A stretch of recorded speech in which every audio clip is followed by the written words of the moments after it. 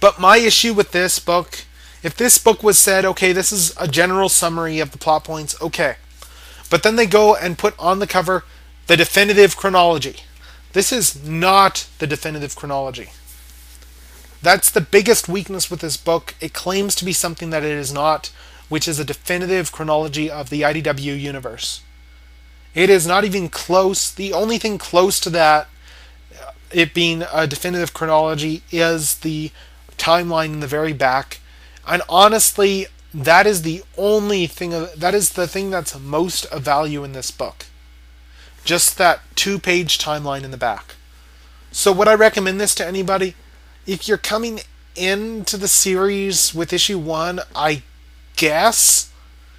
But you'd be better served just going to the TF Wiki and reading up on it there, because there's so much that's changed here, which I honestly don't know how much of it is going to be referenced, to be perfectly honest. But there's so much here that was changed and omitted that you're not even getting the Cliff's Notes version of the IDW continuity before. We're talking probably 80 issues or so of stuff compressed into a...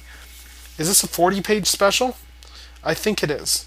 But yeah, we've got a 40-page special into which we've compressed an entire 80-issue run of a series, which is probably the biggest crime of all. So with that, again, I wouldn't recommend this. But I'm very dubious on Andy Schmidt's abilities as an editor right now, given this is the second time he's conveniently misremembered things. The first being the Coda story with Galvatron, how he thought Cyclonus was the one who could survive the longest in the Dead universe. So yeah, Andy Schmidt's talents as an editor, I'm very dubious on at this point in terms of his skill with Transformers itself. He might be fine for G.I. Joe, but Transformers, I'm very dubious at his ability to come in and acknowledge previous continuity. And as for the ongoing, though, Mike Costa wrote G.I. Joe Cobra. I loved Cobra. I'm going to give him benefit of the doubt on the ongoing for a bit anyway. Don's art designs, I don't like the faces, but I like the idea that he's changed up his designs. I like the designs aside from the faces, so I'm going to give him benefit of the doubt on the art. And with Xander Kennan's Bumblebee story, I know nothing about it, but the solicits make it sound like it could be interesting. And I really like Chi's art style, as we saw in the Coda issues.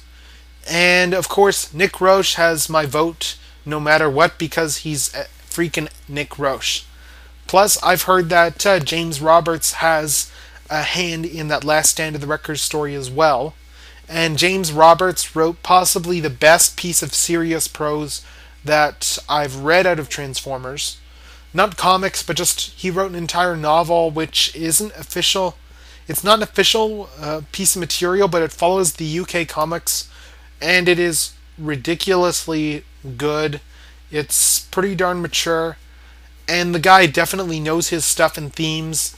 And given what Nick Roche has set up for us with Cup, I think that it's going to be very interesting to see what he does in Last Stand of the Wreckers, when you know it's coming, that Cup is going to inevitably lose his cigars and start remembering all the crap that he did back in the day. So that's about all I've really got to say about this right now. Aside from I'm very dubious on IDW right now, I'm going to be more careful to judge them based on the books.